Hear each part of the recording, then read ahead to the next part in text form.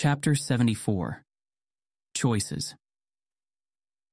The second group badge challenge takes another week to organize, and Blue is informed the same day he wins his badge that he still won't be part of the process. It's frustrating, but understandable. Even if within the gym, everyone trusts Blue and the other newly badged members not to collaborate with Glenn's group, the optics need to remain as clean as possible. People were already picking apart the first match for being too easy, which Blue knows, because he spent way too much time the next day poring over all the reactions and feedback online. Plus 954, 121.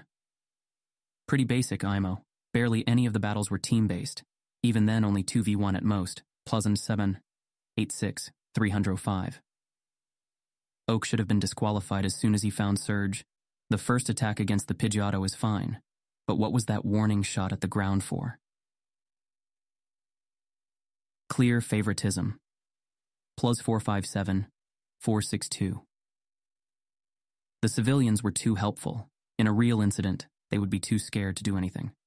And leaving that guy in the alley should have definitely counted as a loss. 143, 2118. Yep. Sure hope I never have to rely on Oak saving me. 149 or 15. You think he's obligated to, even if you would get him or others killed? 9, 0. He saved my life during the storm. What have you done? Not all the feedback is negative, of course. Most of it even seems positive, or reservedly excited. Other gym leaders in Kanto and beyond have released statements or commented in press releases to praise Vermilion for exploring new ways to challenge trainers. Though most dodge questions concerning any of their own plans to either follow Vermilion's example or come up with their own new twists. In every case, the press seems happy to cover the development from every angle they can. Most of the group seems happy with the limelight, if a bit overwhelmed at times. But Blue should have known that not everyone would. I was happy enough just being part of the group, Taro confides during dinner on the third night after their challenge. The media showing up at practice made sense, in a way, since we were doing something so new. But I didn't think my first badge would be so scrutinized by everyone. Blue follows Taro's glances to see someone at the side of the gym cafeteria holding up their phone to take a picture of everyone.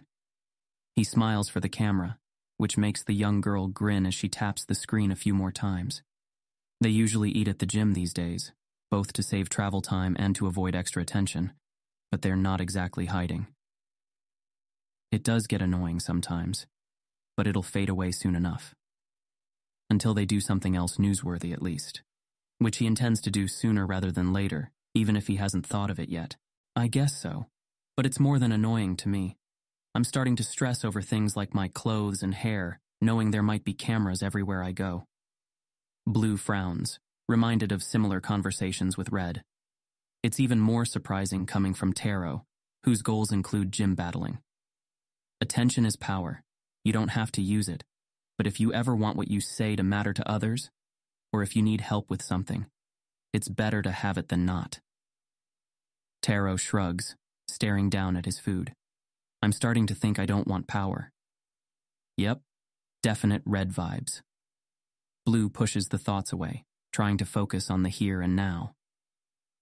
Becoming the first sibling champion pair makes power kind of a requirement. And, the outcome? I guess. I like being a trainer, and it feels good to finally have a badge. But maybe championship is more Chie's passion. I thought I cared about it, but really, I've just been along for the ride. I don't even know if I'll enjoy traveling. What if it turns out what I've really enjoyed was just being a gym member?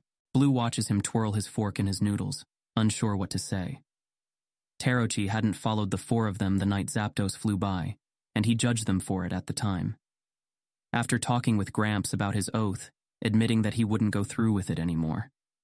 It felt like less of an issue, knowing that they likely wouldn't be in another Stormbringer attack anytime soon, even if they traveled with him. They would have time to grow, to get stronger, and maybe when the time was right, when they were all prepared, they would choose differently. He hoped that was already happening, that getting their badges would give them confidence. It seems that in Taro's case, it's doing the opposite. What will you do then? He asks after a minute. If your sister decides to keep going? I guess I could just go from gym to learn and not worry about badges, Taro says. Maybe get more experience, then go to academy to be a ranger. Blue is surprised anew and almost points out that being a ranger can be more dangerous, then realizes that he's assuming safety is the main motivation. He wants to encourage everyone to reach for their dreams, to not give up on them. But he also wants to make sure it's their dream they're pursuing, not his. Working directly to help people, without worrying about badges or the spotlight, Blue muses, as the alarm goes off on his watch at the same time as Glenn's does. They both stand, trays in hand. It's not a bad life. The relief on Taro's face sends a stab of guilt through Blue as the other boy follows him to the garbage cans. Yeah, maybe someday. I mean, I haven't decided yet. I don't know how Chi feels about it, and I'd feel bad leaving her to journey alone. He smiles. Well, without me at least. Blue smiles back as he leads the way toward the training rooms. He's already decided that he would welcome any of the others who want to travel with him after they finish here. Blue looks back over the others as they follow in small groups, talking amongst themselves. Of those that have already earned their badges, he's pretty sure Lizzie and MG will want to continue traveling with him, Glenn, and Elaine. Kron is the only one that approached him ahead of time to say that he regretfully wouldn't be coming along after, and Blue assured him that he understood. With Taro potentially bowing out, he's less sure about Chie's decision. If Taro is taking for granted that his sister would go on without him, he's probably underestimating how much she cares about him. Blue knows he does that sometimes, with Daisy. That leaves those still preparing for their challenge. Bretta is going to go rejoin Slava and Sumi after getting her badge, the latter of whom is still recovering from complications to her Absol wounds treatment. It's the last three, Vlad, Bolin, and Hitoshi, that he's most unsure about, since he's spent the least time with them, compared to everyone else. Each is the son of a ranger stationed around Saffron, and they grew up together knowing they would start their journey at the same time. He knows they got their starting Pokemon last year when Bolin turned 13, and arrived in Vermilion just a week before Zapdos flew by. While Blue never encountered them before, or during the storm, they gained nearly as much fame as he did by rescuing a couple dozen civilians from a building that got filled with one of the Magnemite swarms. Since then, each has proven himself a skilled trainer, and they complement each other well, with Bolin preferring Pokemon that can control the battlefield, Vlad focusing on sweepers, and Hitoshi catching and training anything that can stall or tank. Just as importantly, they collectively know a lot about Pokemon abilities and habits, both in the wild and for training. He should check what their plans are after the challenge. Vlad seems most like the leader of the trio. Maybe he can talk to him about it first, get a sense for whether they've discussed staying at the gym or continuing their journey. Blue lets his steps slow until he's level with the three of them, who are talking with Bretta and Lizzie about their favorite regional food. Hey, sorry to interrupt, but anyone got any new ideas on how Zephyr recognized that Frost Rotom? Actually, yeah, Vlad says. I looked into the scouting programs, and it turns out abilities like that don't work the way we would think. It's more like training an artificial intelligence. You can't tell your Pokemon how to identify every single other Pokemon it might see, and then determine that it's wild if there's no trainer standing beside it, because that would still require teaching them what every single Pokemon looks like. They instead go off of the same criteria they would use to identify a threat, even one they're not used to encountering. Do you think your Pidgeotto even knows what a fridge is?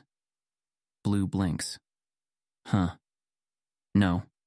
I guess he wouldn't ever have seen one. So he was just playing it safe? Bolin asks. Makes sense. Big object moving on its own toward his trainer, no other human around it. Turns out it wasn't even wrong. It doesn't have to think a Rotom is possessing that fridge, or whatever bird thoughts would sound like, to think that might be dangerous. Makes sense, Blue admits. I was hoping Zephyr might have had a way to notice that it was a ghost type, maybe because of surrealism. Vlad shrugs.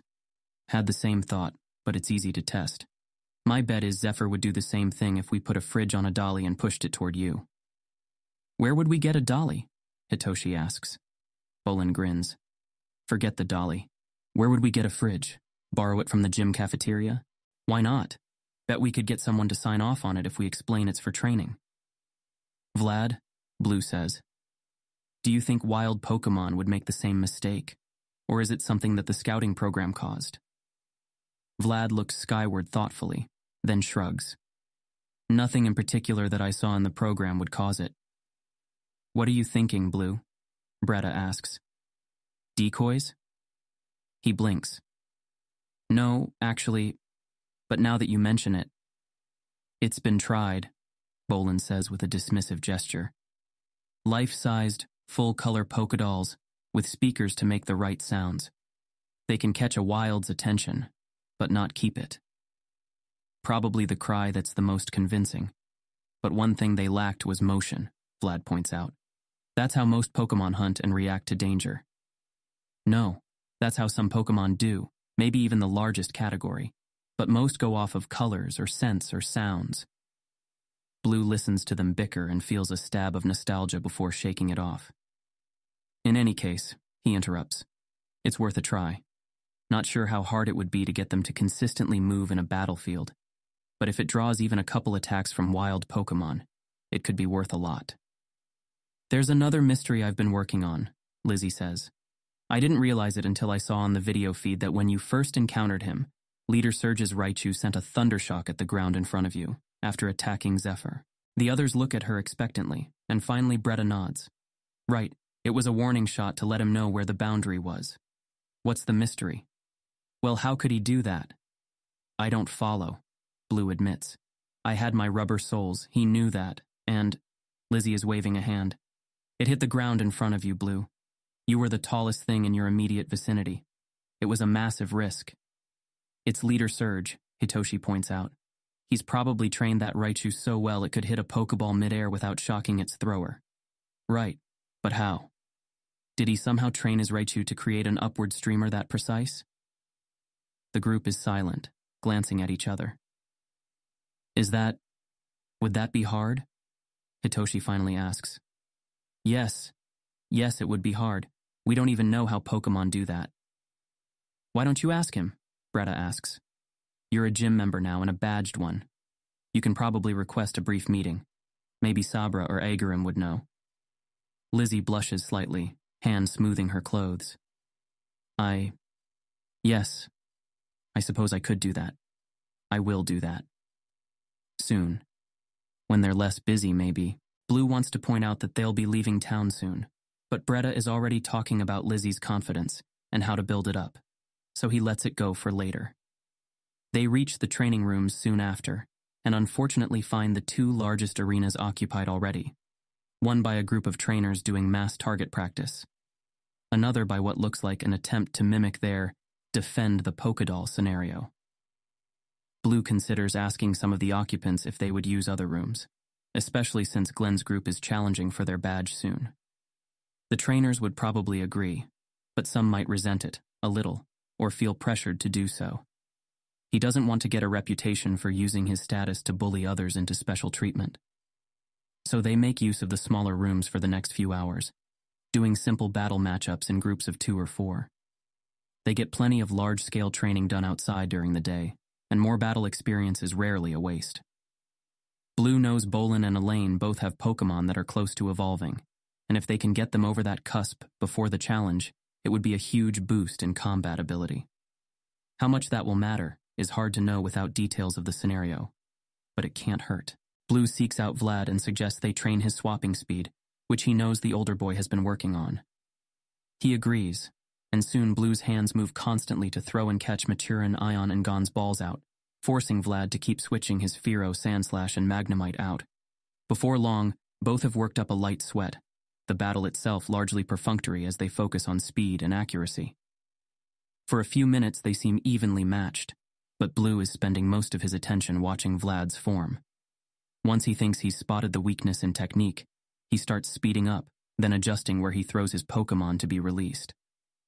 Vlad adjusts to the pace well, but as soon as he has to catch an off-center throw, he starts moving more erratically, until a ball merely grazes his fingers and bounces against the wall. They both call for their Pokemon to stop, and he jogs over to pick it up from where it rolled across the floor. You should try to use a point on your body as a reference, Blue says, taking out his water bottle for a drink. Your reflexes are good, but you're releasing at a slightly different point each time. It forces you to keep adjusting instead of having a memorized position to catch from. Right, Vlad says as he reclips the ball to his belt, then wipes sweaty hands on his pants. Who taught you all this? Your grandfather? Blue shrugs. Yeah, but mostly it came down to practice. Before I got Maturin, getting good at throwing and catching seemed one of the best ways I could prepare for my journey. What about you? Did your parents teach you? Nah, my parents focused on other stuff. It was Hitoshi's dad that taught us all to throw. He shakes his head. Never felt like it stuck, for me. Not as much as the others, but I guess I'm improving. Ready? Yep. They return to the battle, slow at first, then swiftly building back up to the earlier rapid pace. Blue watches Vlad's hands as they throw and catch, his own moving automatically, and smiles. Nice spread, he shouts between commands. Much tighter. Vlad grins as he catches his Sandshrews ball even as he summons his Firo again. Thanks. Now go seriously. Blue does so, sinking entirely into his instincts so that he's not consciously thinking between ordering attacks, predicting swaps, and switching his own to counter them. The sound of Pokemon materializing and being sucked away fills the room with overlapping echoes. It takes another minute for Vlad to miss a catch, and by then, both are breathing hard. They stop the battle and summon all their Pokemon to rest, then heal them of the few wounds that manage to get through the rapid displacements. Blue decides it's as good a time as any to ask. So, what are your plans after you all get your badges?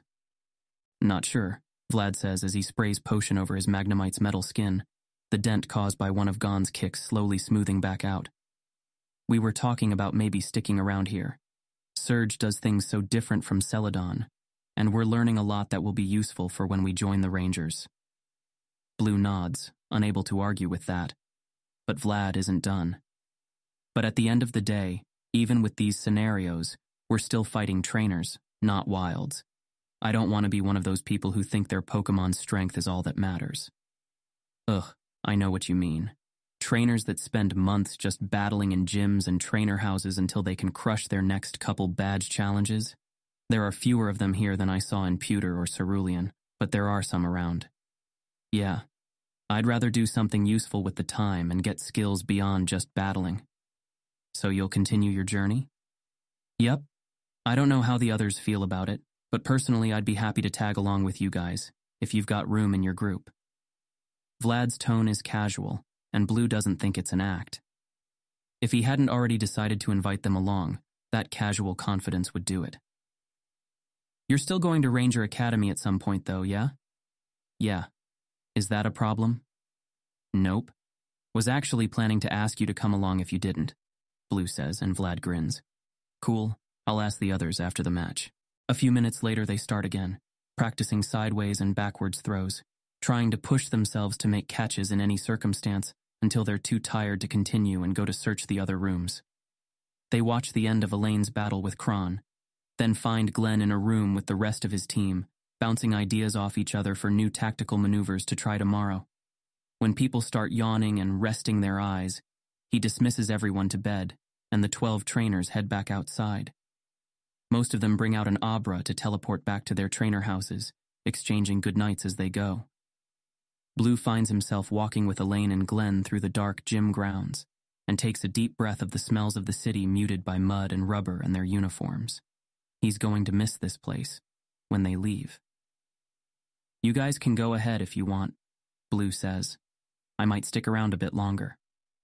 Not tired, Glenn says, and Elaine nods. Blue smiles, warmed by their desire to keep him company, and they start walking off the main path toward the obstacle courses and outdoor targeting ranges. Ooh, let's do some laser light practice?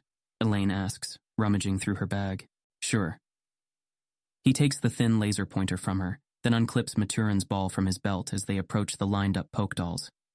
In a normal battle, having a hand taken up by an aiming device could be a huge liability, but in some circumstances, particularly those with low light, it can be a priceless extra form of command and precision. He aims the laser at the doll in front of him, and Maturin tracks the beam. 2 rapid clicks, and a water gun spurts out. 3, and a bubble beam fills the air with rapid pops. 4, and an ice beam flashes into existence, leaving an afterimage in Blue's vision. The others do the same, Elaine with her Golduck and Glenn with his Dugtrio, the latter without much success. The mole's vision is notoriously poor, and they have trouble targeting poke dolls in general as static objects. It makes Blue think of the decoy idea again, and how they could rig an object to best draw attention during battles. Leaf might have some ideas. Is it too soon to start talking about after? Elaine asks, as she tries to get her Golduck to shoot smaller, quicker streams more accurately. Nah, it's been on my mind lately too. I think Vlad and the others will be joining us. Nice, Glenn says, moving his pointer around to ensure all 3 heads are tracking it before he clicks a sand attack command. But I thought they already had their Saffron badges. Oh, we're not going to Saffron next, Blue says. We're heading to Celadon, which reminds me. He takes out his Pokedex and starts tapping at it with one hand. I need to finally get a Growlithe on the way to Erica. He's been holding off on buying one online. He's wanted one since he first laid eyes on the fiery dogs, and he wants to catch one himself, not just have it arrive in his PC without effort. The other 2 are silent, and after a moment he glances at them to see surprise and confusion. What? Why Celadon next? Glenn asks. Saffron is closer, and then Celadon would be on the way to Fuchsia. Yeah, I know it's not the fastest route, but Sabrina isn't in Saffron. She's been gone for what, 2 weeks now? And you think she won't be back by the time we get there and finish our challenge matches? Blue shrugs. Maybe, but I already gave up on getting my badges as quickly as possible when I decided to become a member here. The others are silent again, and Blue frowns at them. What is it? Elaine's voice is hesitant. Are you sure that's the reason, and it's not to avoid Red? Of course not. He's learning from Sabrina, but he's not a gym member. Blue checked, but they don't need to know that. Well, maybe not, but he's still at the gym. What are you talking about? He and one of the other students are doing some experiments at the gym. That's what people on the Saffron forums are saying anyway. Blue shrugs again. Well, I didn't know that, so no, that's not the reason. The other 2 are quiet again, and Blue sighs. What? Spit it out. All right, Glenn says, facing the target in front of him as he clicks commands for his Pokemon. We've talked a few times and have been wondering what really happened that day. Blue releases his lasers button and turns warily to both of them. Where is all this suddenly coming from? We didn't know Red that well, Elaine says, and takes a deep breath, turning her own laser off and sitting as she calls her Golduck over for treats. But we saw the way you and he got along before, and can tell from the way you react to him being mentioned now that something's changed. Blue looks away, anger pounding in his temples even as her words ease the sense of betrayal that rises up. After the storm, he just told everyone that Red would be going to train with Sabrina. He thought he did a good job of not showing anything else, but we know it has something to do with Aiko, Elaine says, and despite the slight hitch in the name, her voice is firm, and when he turns, he sees her gaze steady on his. Leaf was so devastated, and it took me a few days to realize it wasn't just from her death. When I asked a few days ago, she wouldn't tell me, just said to ask you or Red. I figured I should ask you first. Blue wrestles silently with indecision. There's still so much anger and frustration roiling in him, pacing circles in his chest and billowing fire through his body when he thinks of what Red did. What he said.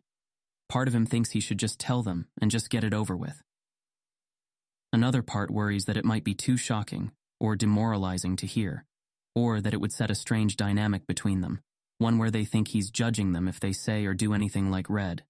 But ultimately, it's the idea of bad-mouthing his friend that really bothers Blue. He's the one that made his friend try so hard to be a trainer. He can see that now. All Red ever really wanted to do was research, and if he turned out to actually be pretty good at battling, and seemed to enjoy doing it with Blue and the others in Vermilion, that still doesn't mean he was cut out to be a trainer. Spreading the story of what Red did would just undermine him, and the thought of turning people against his friend makes the fire in his chest snuff out, leaving a hollowness in its place. Despite what he did, Blue doesn't bear him any ill will. There's no reason to undermine his goals. You're right that I haven't been honest about it, Blue says after a minute. Sorry about that, but It really is something private, and I'd rather not talk about it, okay? Glenn and Elaine look at each other, and Blue feels a stab of guilt. Don't they deserve to know what really happened with Aiko? He stands and tucks the laser light in his pocket. I'm heading to bed. See you guys in the morning. Elaine looks like she wants to say something further, but after a moment she dips her head. It bothers him a little to see it, like a slight reversion to the way she was before they all talked her into being more assertive in the tunnels. Night, Blue. Good night. Glenn holds out a fist. You know we're here for you, right? If you need us.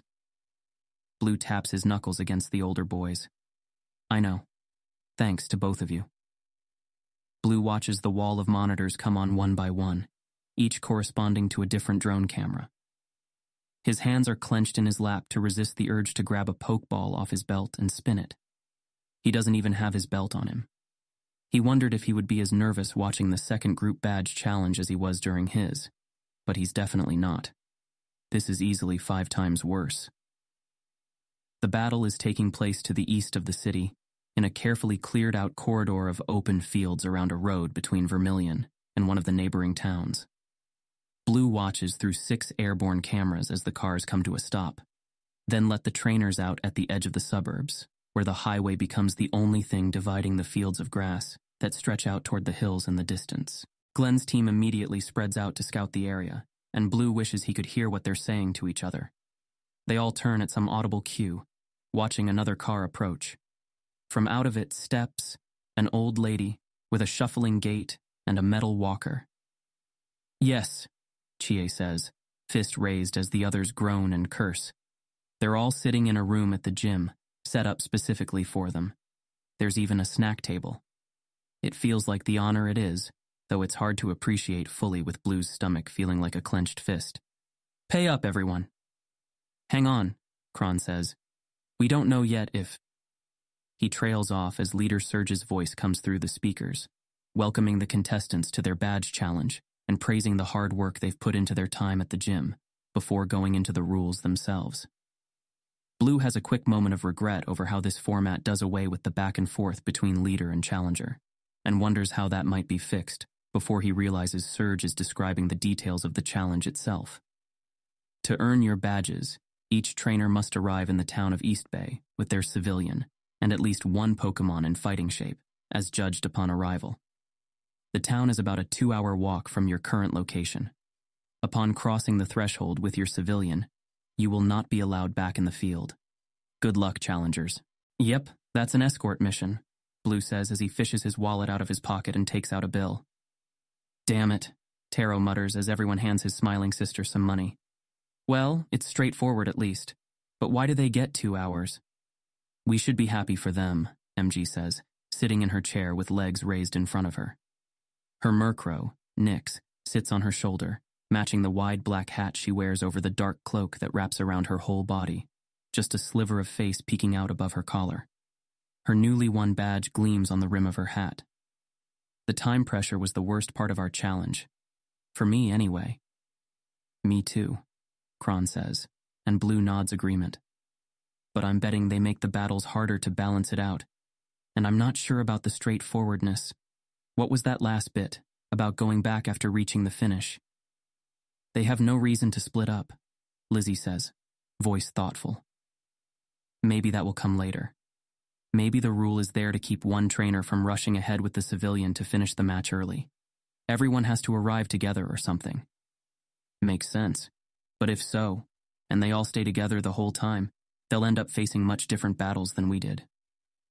The conversation continues as the challenge begins, and they watch the 6 trainers set up a moving rectangular perimeter around the civilian. Glenn takes the front left position with Vlad. Bolin and Bretta are directly to the civilian's left and right, while Elaine and Hitoshi cover the rear.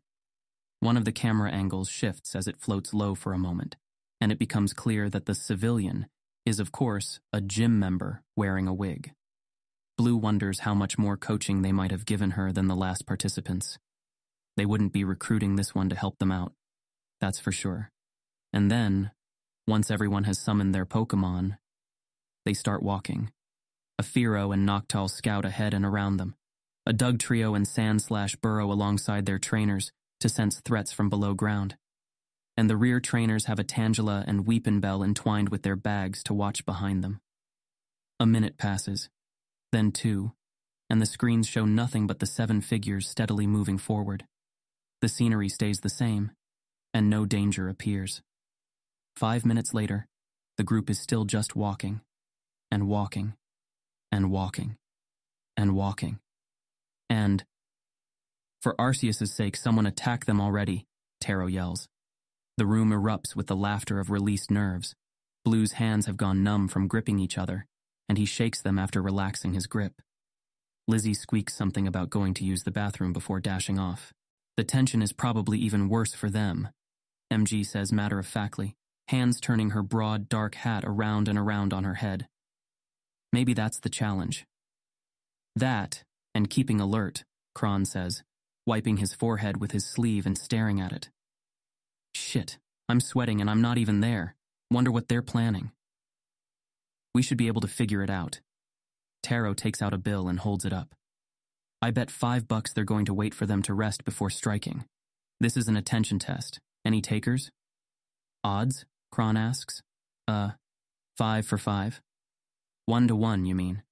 You need to make your bets more interesting, or else you're barely doing more than flipping coins. I'll bet 1 to 3, my 5 to your 15. That's a terrible deal. Then I guess you don't really think it's an attention test. See? You're already learning something about yourself. I'll bet 5 against it, Chie says. And another 5 that there's actually some secret objective they don't know. Any takers? Yeah, I'll take that, Blue says as he realizes how strongly he doubts that's the case, voice thoughtful. I think they're just taking things to the opposite extreme. Blue fiddles with his badges, twisting them around and around in their pins. He wonders how wide the net of gym members going ahead and to the sides of them is to keep wild Pokemon from interfering. If one does anyway, would they just have to deal with it? Do you think they'll stop to rest at some point? Taro asks. The civilian might force them to, Chie notes. There are too many unknowns to guess where the real challenge will come from. Hell, she might have a heart attack or something just to introduce another challenge. Lizzie dashes back into the room, then stops as she sees them all still walking. Her face is pink as she returns to her seat, hands gripping her knees. Blue resists the urge to joke about how fast that was, remembering a certain tree and hill on the first day of his journey. He wonders if Leaf or Red are watching, then if they watched his own challenge, then realizes he's being stupid. Leaf doesn't watch battles if she can help it, and Red isn't even a trainer anymore. Probably has more important things to do than care about what Blue's up to. Same goes for me and him. Blue forces his attention back to the challengers, who are still walking. He sighs, slouching slightly in his chair as he glances at the time. It's been almost 10 minutes now. Wish we could hear what they're saying, MG notes. I bet Elaine is joking about how easy their challenge turned out to be. The room chuckles. Glenn is probably reminding everyone to stay sharp, Blue adds. It's what he would be afraid of, some sudden attack while their attentions are elsewhere. Then coming up with ways to do that. Maybe they're playing spotting games. First person who says something related to grass ruins the game, Taro says. And half the others immediately respond, Bretta, then laugh. Would they put in a secret objective? Kron asks. Taro turns to Blue. You know Surge best. I don't think so, but I wouldn't put it past him to set up new win conditions that get announced during the challenge itself. What I can't figure out is what the purpose of this part would be. You'd think that...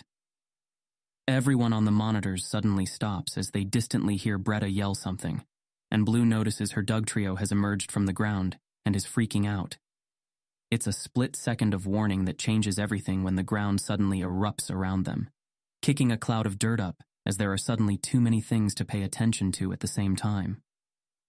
On one monitor, Blue watches Elaine hurriedly order her Tangela to unwind from her as electricity visibly arcs through the ground in pulses, keeping them from advancing along the road. As Vlad and Bolin withdraw their flying Pokemon to send out a Gloom and another Weepinbell, a flash of light draws his attention to another screen to reveal Glenn's Snorlax, which immediately body slams the ground, making Blue's jaw drop. By the 3, Taro mutters. What Pokemon did Glenn just murder? I couldn't make it out. Rock or Steel type might have survived? I can't see any of their attackers, MG notes. Stunfisk, Blue, Lizzie, and Kron say at the same time. He'd just noticed a yellow and orange patch on the ground that Hitoshi's Sandslash is burrowing toward, but he recognized the tactic before that, since it was used on him in the city. You were right, Blue, Lizzie adds with a frown. They're still not sticking to natural circumstances. To be fair, they'd have what? A handful of Pokemon to pick from if they did? Chie says. Only a few of which are electric, if I remember the area's wilds right. What are the odds they'd run into a pond or muddy stream so the gym has an excuse to pull this on them? Well, it kind of ruins the scenario. Taro disagrees, nervously tapping his foot as he watches Vlad switch to a ranged Pokemon, only for his target to burrow underground. It's one thing in the city with our challenge. After a Stormbringer or Stampede, all kinds of Pokemon can show up where they normally wouldn't be. But 8 Stunfisk hiding along a road? Why test them in preparing for something that wouldn't happen? Doesn't that defeat the purpose of these kinds of challenges?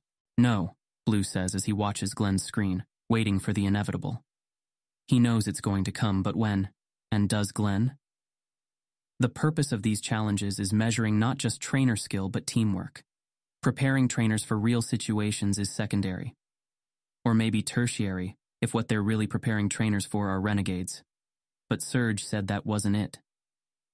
Come on, Glenn, check, he mutters. As if hearing him, Blue's friend finally stops directing the rest of the battle and turns back to his Snorlax, ordering him to move. As Blue predicted, there's nothing beneath the Snorlax but an impression of its body against the grass and a spot of churned earth where the Stunfisk burrowed away. Or perhaps it just remained where it was. Rather than keeping his Snorlax tied up with guesswork, Glenn brings his Gloom out and orders it to cover the area in leech seeds, powders, and spores. Blue checks the others and sees them using a similar strategy. And soon the battle starts to wind down as they neutralize the ring of Pokemon. Things aren't starting well, MG says, only her wide eyes visible as she hunkers in her robes and hat, staring at the screens. Hitoshi lost 2 Pokemon from that. Did anyone else? Yeah, a few, but it's okay, Taro says, letting out a breath and stretching, which makes Blue realize how rigidly he's sitting. They'll be able to heal up. Actually, realizing that makes this all much less stressful. Chie is shaking her head as they watch a handful of gym trainers wearing grass ghillie suits suddenly sit up from the fields around the group, then move to withdraw their Stunfisk. Don't you think they designed the challenge knowing that? There's something we're not getting here, I'm telling you. Agreed, Lizzie says as the revealed opponents head off in a group, leaving the challengers to deal with the aftermath of the battle. Even with potions and revives and ether, they'll get worn down eventually, especially if they take severe wounds. Blue watches Glenn and the others start summoning injured Pokemon out to check them over and heal them. They'd know not to keep their Pokemon out too long and risk something debilitating, but this first attack took some of them by surprise, and there could already be permanent damage done. Still, they were given their full travel bags, Kron muses. Could be a mix of testing for preparation, field care, attrition management. Blue is skeptical, but he's not sure why. It doesn't have to be any more complicated than that. Their challenge certainly wasn't. In fact, this could already be considered more complex when you consider the amount of different skills involved. When the party eventually starts moving again, they do so far more carefully than before. As the minutes start to tick by again, the viewers start to relax, but the challengers on screen look as hyper-vigilant as ever, sometimes sending their Pokemon out to check parts of the grass on either side of the road, or their flyers in wide circles that one of the drones will often track. They're going to be burnt out by the end of this. The others have started talking quietly among themselves, attention slipping from the repetitive scenery to speculate about what would come next and grab food and drinks from the snack table. Blue knows they're covering for their own anxiety, but he can't join them in the light-hearted banter and betting. He feels a helpless frustration as he imagines the level of strain they must be going through. This sort of test isn't one they could have reasonably prepared for, and of course there's nothing he can do now, but it still feels like he's failing them by not being able to intervene in some way. A hand touches his shoulder. Blue jumps slightly, then turns to see MG watching him, eyes knowing beneath her wide-brimmed hat. "Relax," she whispers. "Trust them." Blue takes in a deep breath, then lets it out. He hadn't realized he'd been so obvious about it. "Never cared so much about a match I wasn't in," he admits. "Been a long time since I felt so useless." "I feel like that all the time," she responds, withdrawing her hand to fold her arm back over her knees. "It's comforting when I know I can't mess anything up." Blue shakes his head. "You're great, MG. I don't want to sound like a motivational poster, but you really just have to believe in yourself more. I think I'm getting better at that, but it's still different from when I'm in battle." Blue blinks, then nods. "It is. I hadn't thought you'd noticed from the way you act outside it."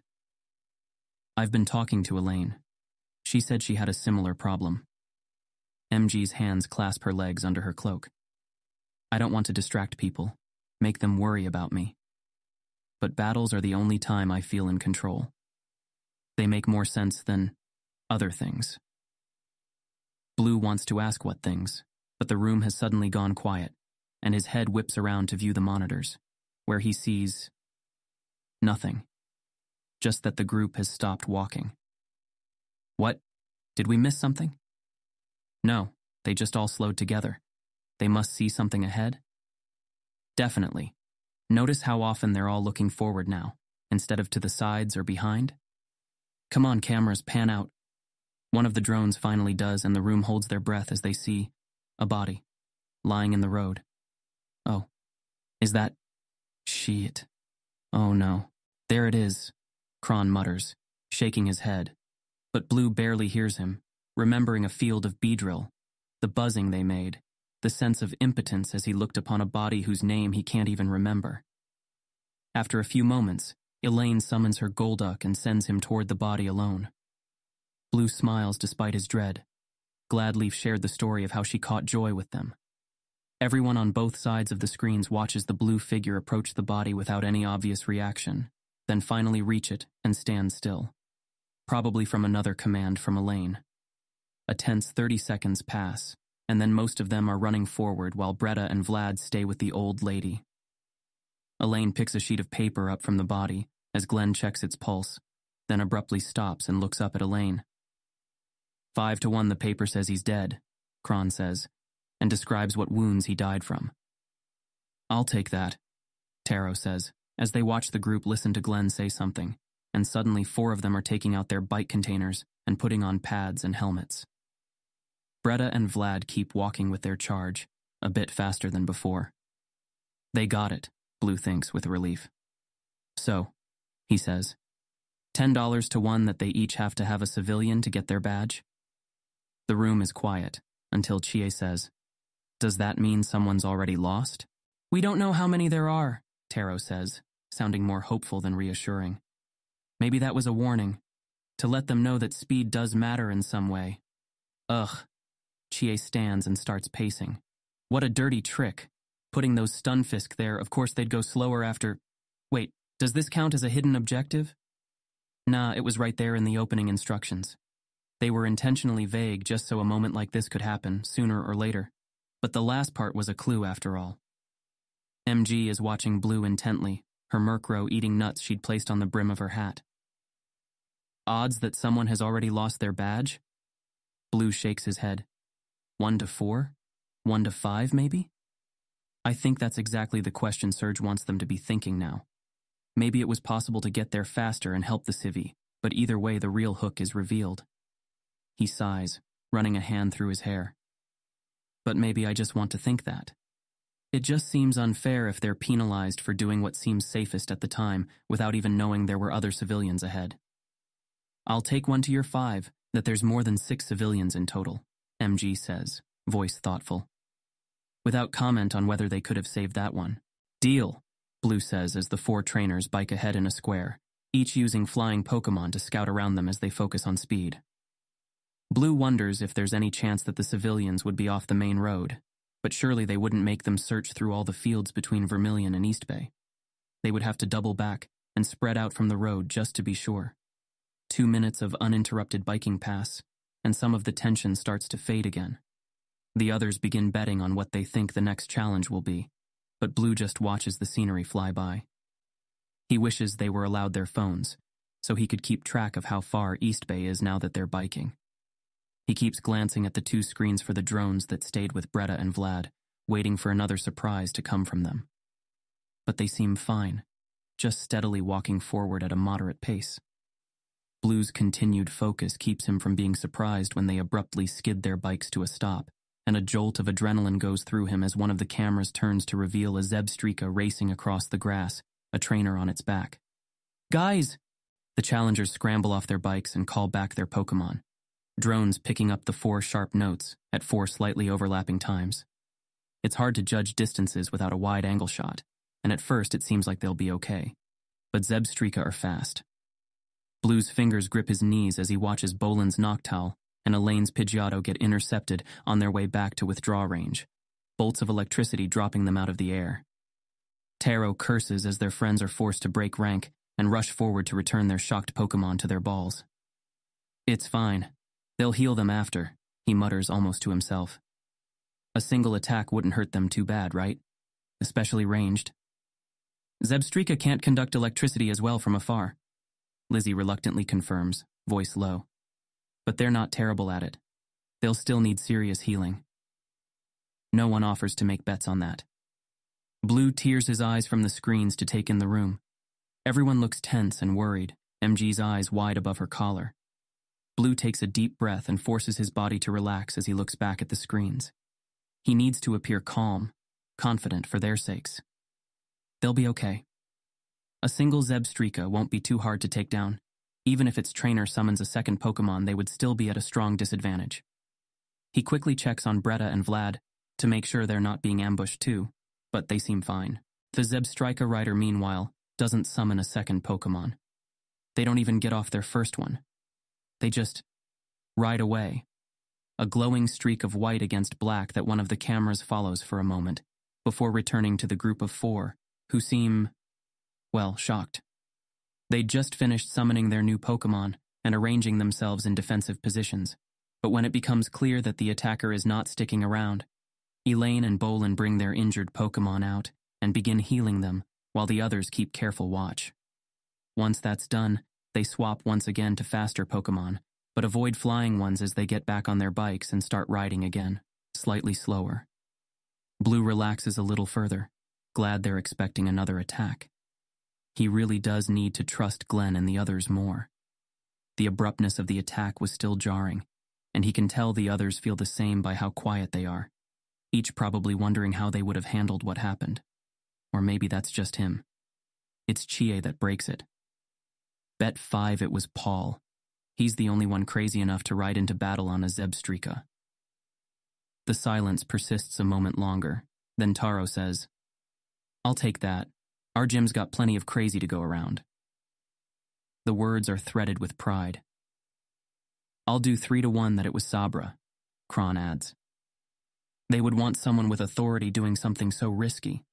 "I'll take that too," Taro grins. "Sabra wouldn't just run by as a hazard, she fought against us." "Different scenario, different rules," Kron reminds him. "And they might still fight. Wonder if Surge will fight this Tai. Yep, there it is." The Zebstrika is indeed back, and without flying Pokémon to target it doesn't loop around them, simply getting close enough to electrocute Hitoshi's Raticate before racing off. Once again the challengers stop, but this time Hitoshi just swaps his Pokémon with a Nidorina, and then they're riding again, heads craning in every direction to keep an eye out for 2 of them, this time, and spotted in time to swap their Pokémon to ground and grass types. Flame charge, Blue thinks, sucking in a sharp breath, and indeed, the air around the Zebstrika begins to shimmer with heat as they barrel toward Elaine's Tangela and Hitoshi's Gloom.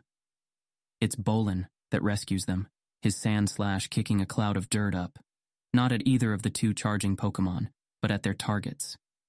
Both Zebstrika riders veer off rather than risk hitting each other in the cloud, then gallop off into the distance. The room lets out a collective breath as the trainers quickly swap their Pokémon and remount their bikes, clearly intending to keep moving as the Zebstrika circle around in wide arcs. How are they supposed to fight back with the trainers riding their Pokemon? Lizzie asks, then shakes her head. That's the point, isn't it? They're not. Chie nods. The goal isn't to beat them, it's to slow them down. They might try to win that way if they can, but this is safer, and makes it more challenging for them. Blue nods, rubbing his neck as he stretches some of the tension out of his shoulders. What would he do against just constant harassment by Pokemon that are so fast they can just keep engaging and disengaging at will? This really is unlike anything we'd ever face.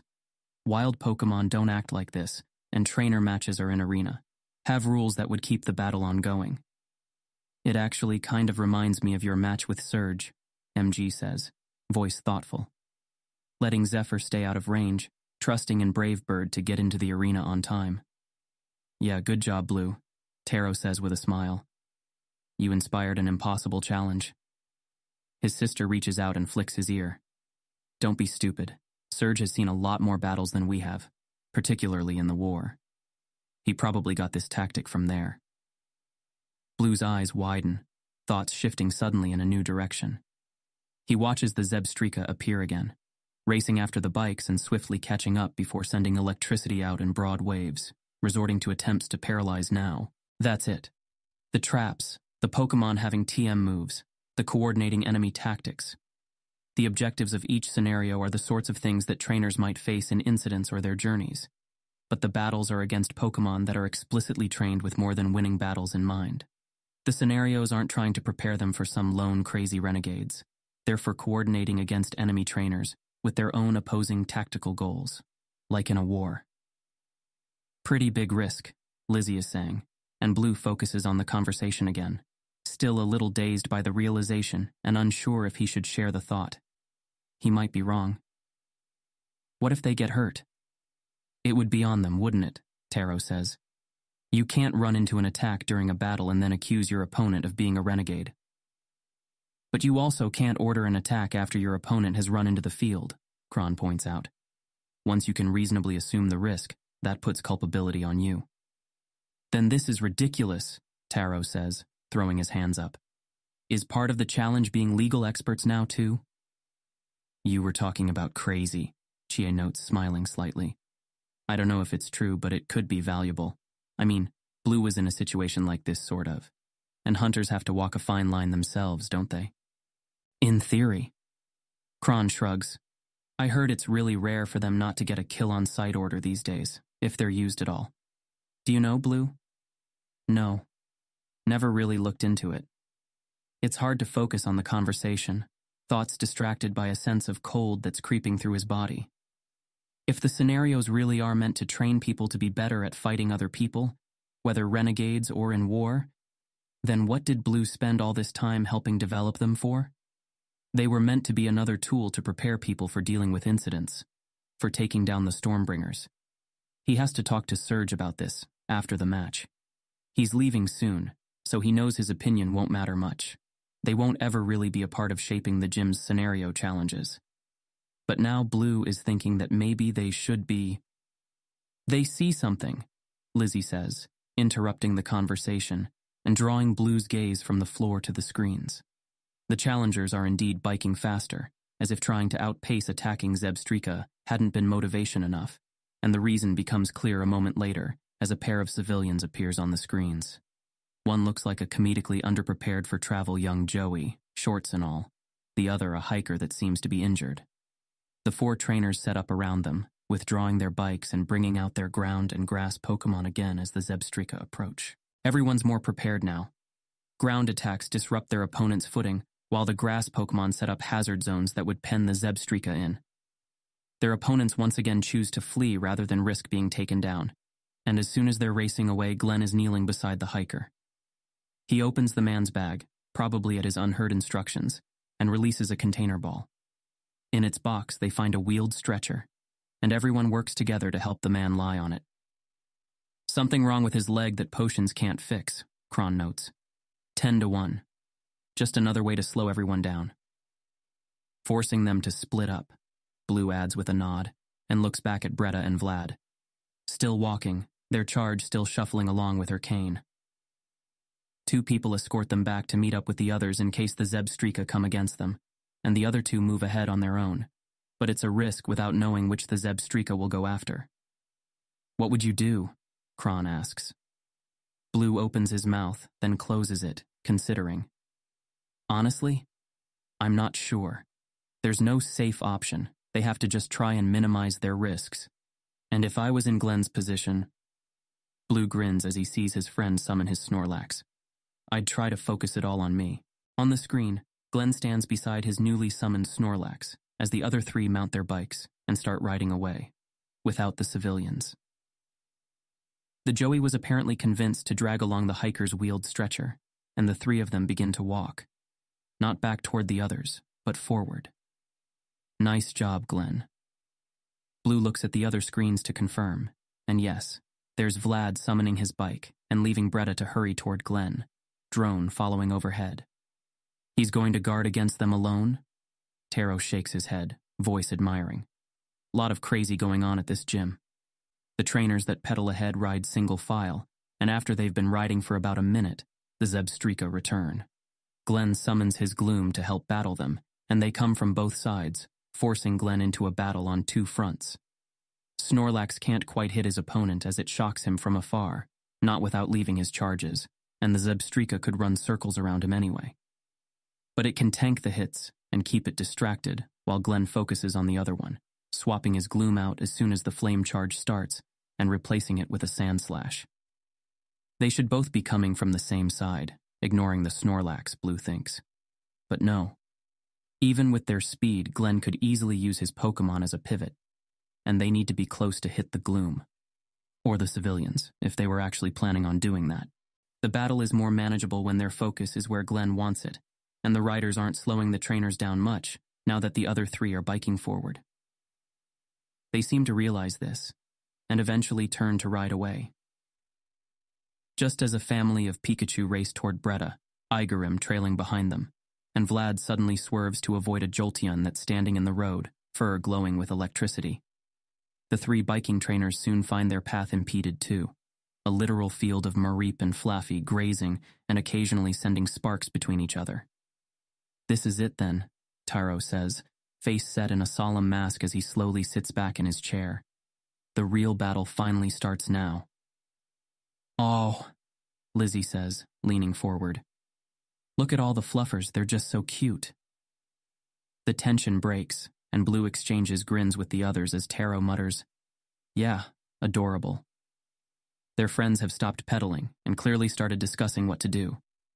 Blue spots the trainers that are guiding all the Pokemon and shakes his head when he sees them dressed as ranchers. He wonders what the story is. Pokemon that have gotten loose, or grazers walking their flock through a war zone. The door to the room suddenly opens, and everyone's surprise turns to shock as they see their second. Sabra is wearing a casual uniform, carrying a water bottle in one hand and a chair in the other. Everyone stands at attention even as she gestures them back to their seats, smiling. "Just here to watch the match, same as all of you. Mind if we join?" She steps out of the doorway, revealing another gym member behind her that Blue only knows by face. He carries his own chair and sets it down behind Taro and Lizzie, while Sabra plops hers down next to Blue. "Of course not, but weren't you going to participate in the match?" "Oh, we already did. Who do you think was riding the Zebstrika?" She grins. Blue feels a familiar, dull stab of envy over the advantage that being able to teleport gives, while Taro groans and Chie checks if Paul was the other rider. He was, and Taro sighs as he hands his money over to Kron and his sister. Sabra takes a long drink from her water bottle, and Blue catches a scent that makes him suddenly revise whether it actually contains water. "Enjoying the show so far?" "It's been utterly nerve-wracking," Blue admits, gaze jumping back to Bretta's battle. She's not battling at all, actually. All the Pikachu are in the field nearby while the old lady quickly hobbles forward, Bretta walking beside her and watching the rodents. The Pokemon look like they're eating? Did she throw food into the grass? Blue grins, glad their trainer had accepted that and commanded his Pokemon to eat it, despite it not fitting Blue's ideas of what the scenario represents. Maybe these in particular are meant to be wild Pokemon, which is why it looks like just a family of Chu traveling together. Sabra is beaming at him. Thanks. Past couple weeks have been good fun. Blue snorts, but he's smiling too. He certainly couldn't disagree with that, and he can easily imagine how the otherwise serious gym culture enjoyed their task even more than Blue and his friends did. Blue notes that Vlad has chosen to ignore the Jolteon, which is racing after him, its trainer now revealed to be on their own bike and commanding it to shock Vlad's Dugtrio, to minimal effect. Still, it's promising to be a pain for him and Glenn when he stops. Ooh, they reached the Mareep field. Huh. Of course they're just going to try and walk through. Sabra shakes her head. Wait, what's another option? Taro asks. Not fight them all, right? Well, it is, if a pretty dumb one. But I'm just here to heckle and watch, not spoil anything. Maybe someone will think of it. By the time they get to the other side, Vlad finally reaches Glenn, and the two fight off the Jolteon, then swap roles. Glenn rides ahead, the Joey riding behind him on the bike, while Vlad attaches the hiker's stretcher to his bike with rope and starts slowly towing him forward. With no immediate battles in sight, the viewers start to relax again. There's some relief that they found another civilian in the Mareep field, this one actually capable of keeping up with them, or at least not slowing them as much. That's 4. Just 2 more. How much more is left? Blue asks Sabra as the others chat with Paul. You can at least share that, right? The Mareep field is about 2/3 of the way there, she says between mouthfuls of pretzels. Blue nods, then asks, and why are the scenarios training us for war? He'd lowered his voice, but kept his tone casual, and watches Sabra out of the corner of his eyes as his gaze stays on the screens. She merely grins at him, no surprise on her face. What an interesting idea. I wonder what Serge would think of it. Blue sighs, but nods. He'll have to wait to ask him after all. The next half hour passes without any major shocks, just more obstacles and harassment. Blue feels something in him relax when they find the final 2 civilians, who turn out to be trainers that were under attack and barely fending off a small swarm of Magnemite. Glenn has rejoined the other 3, and together they save the 2 trainers, causing a cheer among the observers. With 6 civilians found, alive, Blue feels like the worst is past. He checks the others to see Vlad carefully guiding the hiker through the Mareep field, while Bretta and her charge bring up the rear slowly but surely. She's seen the least combat so far, and part of Blue still fears a lingering worry that some twist is waiting for her. Yes! Blue turns to see Taro standing, fists raised, and follows his gaze. There it is. One of the cameras is pointed forward, where the town's proximity sensors can be distantly made out. At the edge facing the road, a banner set up, the word finish written across it. The 4 trainers slow to a stop, and their civilians slow with them, looking back in obvious confusion. The trainers ignore them, however, and start moving back toward Vlad and Bretta. After a moment, the civilians follow, apparently unsure whether they're supposed to go on to safety or not. What are they doing? Paul asks, and the others chuckle, which just seems to confuse him further. It's a silly rule, really, Blue says. Not letting them go back after dropping the civilians off. I get that it's supposed to add a hard choice, but really, you think we're not going to go back for each other and all cross the finish line together? Sabra is looking at her watch, but the others are already talking about how they'll celebrate. The challenge does seem like a done deal now. With all 6 trainers together, Blue's expecting one final battle, but he's confident they can handle it. Whoa, what's up with Bretta? Blue snaps his gaze to her monitor, 2 hours of anticipation for the other shoe to drop finally culminating. The older girl has just reached the Mareep field and they're moving. Together, a yellow mass dotted with pink, all walking toward the others. No. Stampeding toward the others, as Bretta summons her Pokemon one at a time, almost frantically as the old woman hobbles after the Mareep as fast as she can. Did she do something? Lizzie asks, voice worried. Set off some trap? I don't know, I didn't see it. Blue feels his heart pounding. This will push the others out. They can't try and stop a tide of Mareep, nor ride around it to rejoin Bretta on the other side. Not with the civilians to protect. The others seem to know it, because they suddenly stop, no doubt warned by Bretta. Vlad has just reached them, and he's arguing with someone as he starts untying the hiker. Shit, Kron says, voice low. He's going back for the civilian, through the Mareep. Why? Bretta is on the other side. But she's not facing the Mareep, Lizzie says. None of them are attacking her. She didn't summon her Pokemon for them. She's facing the other way. Blue watches as Vlad gets back on his bike, a lightning rod in one hand, and starts pedaling furiously back toward Bretta, the stretcher still attached as the other 4 trainers stare after him. Then quickly start ushering the civilians toward the finish line, 2 of them helping the hiker walk. The camera pans to show the Mareep stampede approaching. Blue looks at Sabra. What's happening? The second looks back at him as she takes another drink, then caps the bottle. Time's up. Bretta, come on, go, Chie mutters.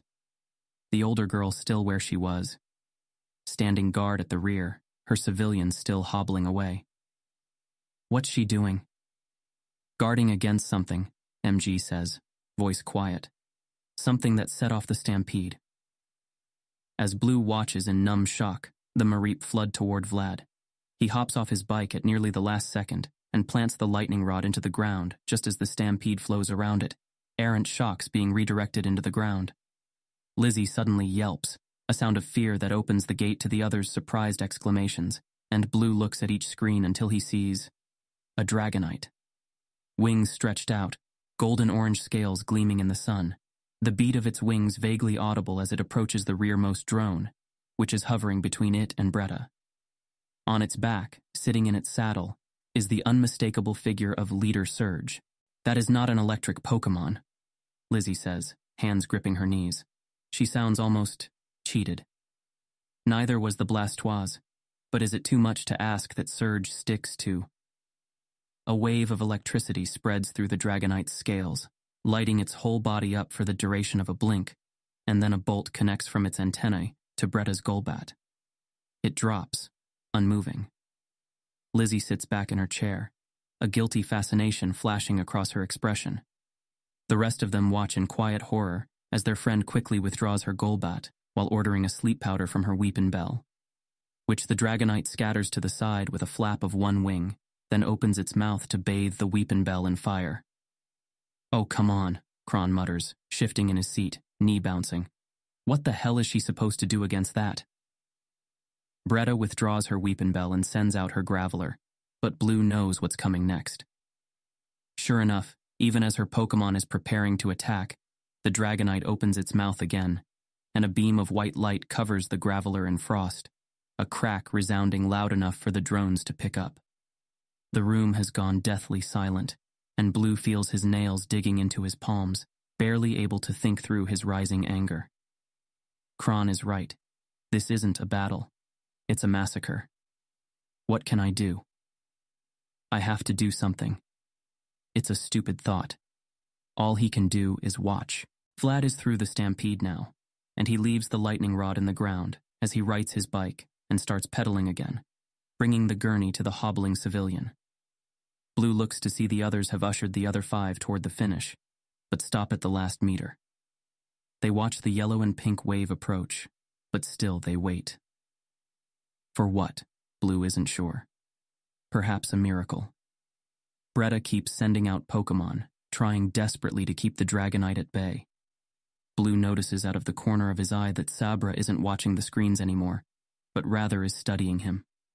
He looks back at her, and in her gaze sees something that stokes the spark of heat in his chest. A glimmering, focused interest. What is this? He whispers. Anger barely leashed as he also turns away from the screens, from the oncoming, inevitable end. It doesn't make sense. There's nothing they can do about this. Even if all 6 of them were together, they might not be able to stop a Dragonite.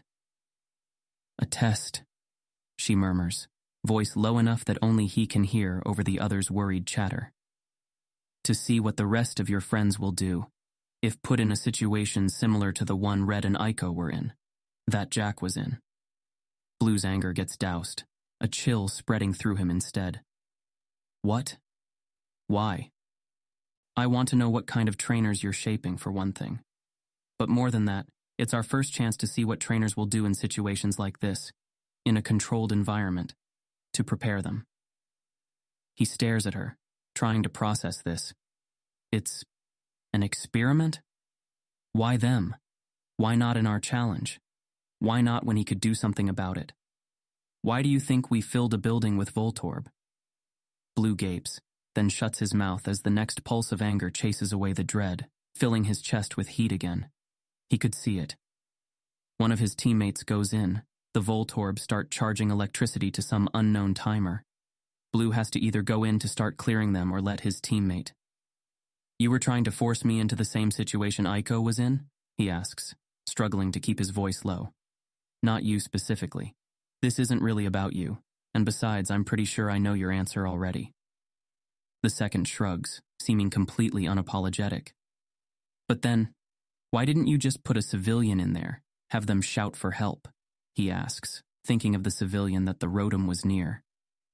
Oh, believe me, I wanted to, but Surge vetoed it. Sabra sighs. Said it was too difficult a challenge to make it necessary for victory, instead of a hazard for a risky choice. Spoil sport. The fact that Surge considered anything else too difficult seems absurd given what's unfolding on the screens.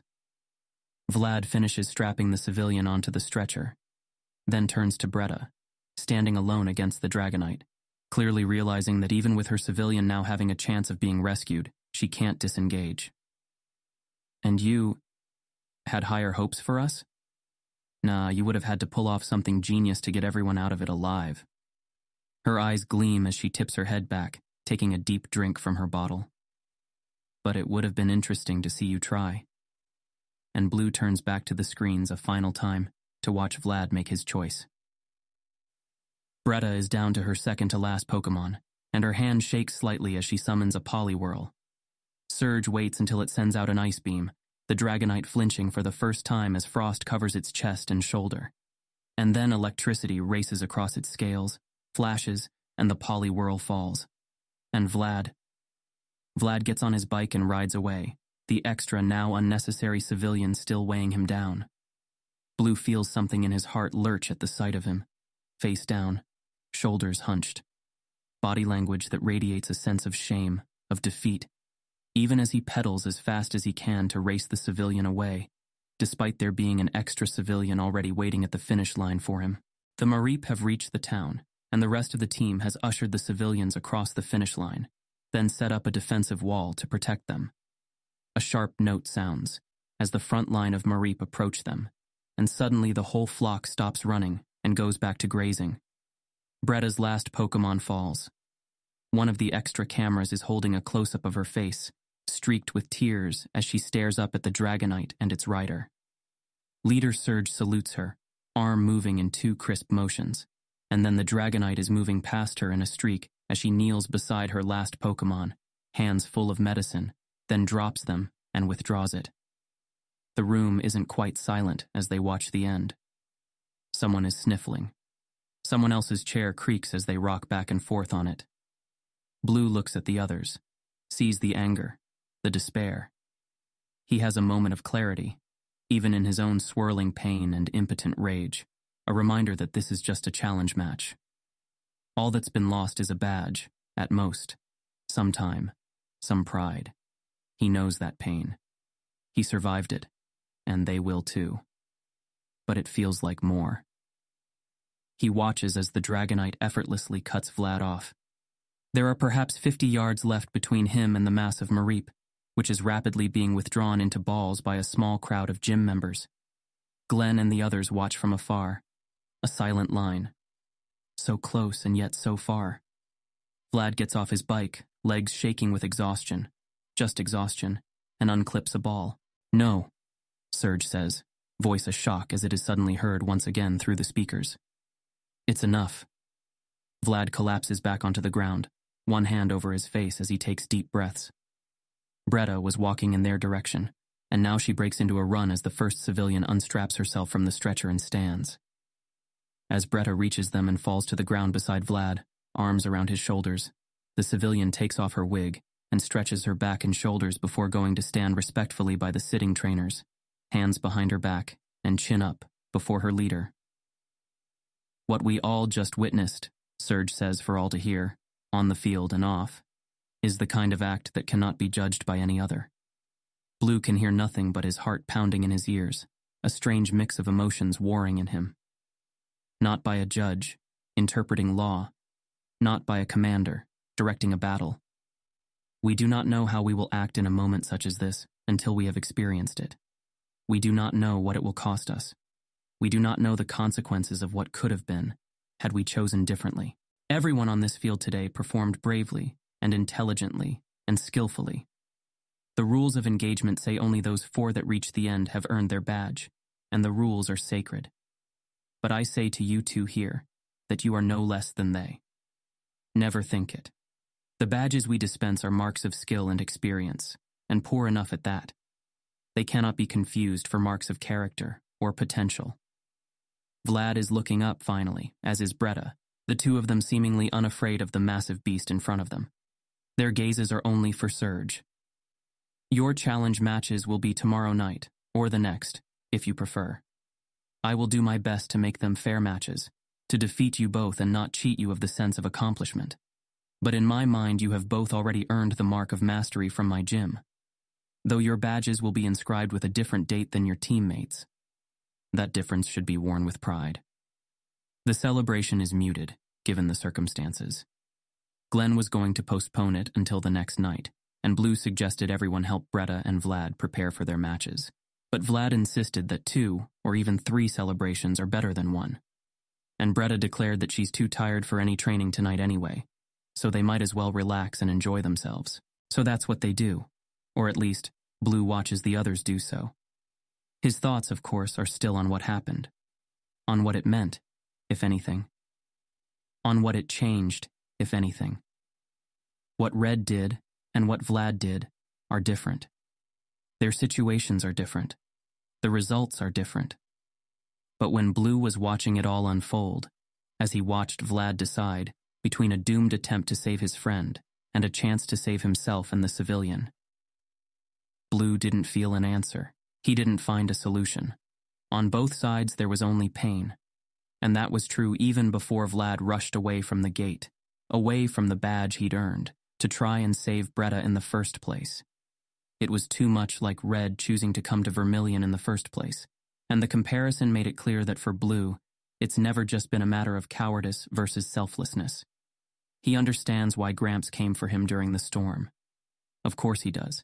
He doesn't feel worthy of his grandfather's life, and the risk is just too high in a way it's not with Daisy.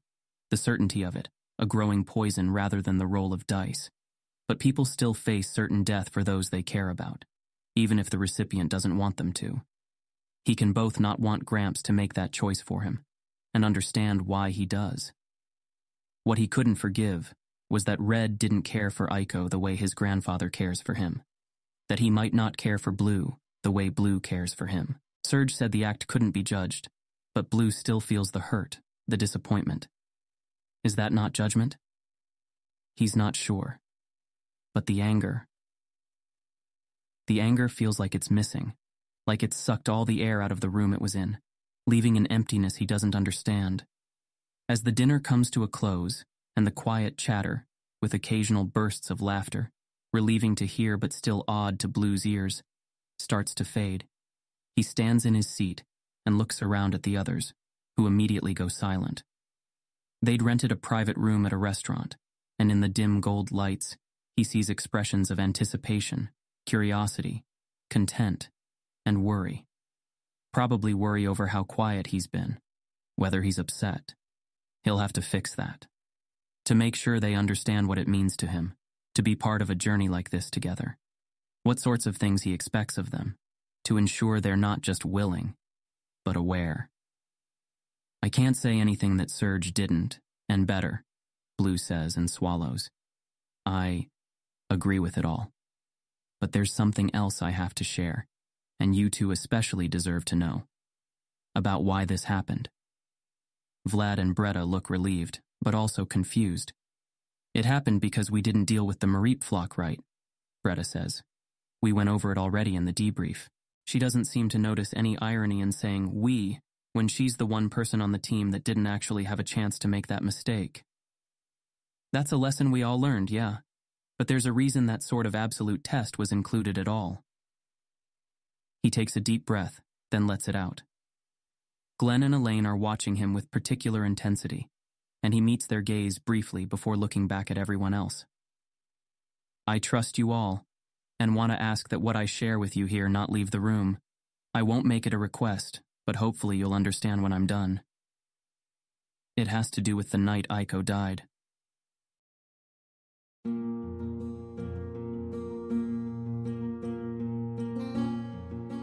This has been an AI reading of the Pokemon fanfic, Pokemon: The Origin of Species, written by Daystar Eld. If you enjoy this work, please visit patreon.com/daystareld, where you can support the author. Additionally, if you enjoyed this podcast and wish to help support the creation of others like it, you can visit patreon.com/AskWhoCastsAI, where we are releasing episodes 4 weeks in advance of the regular feed. Thanks for listening.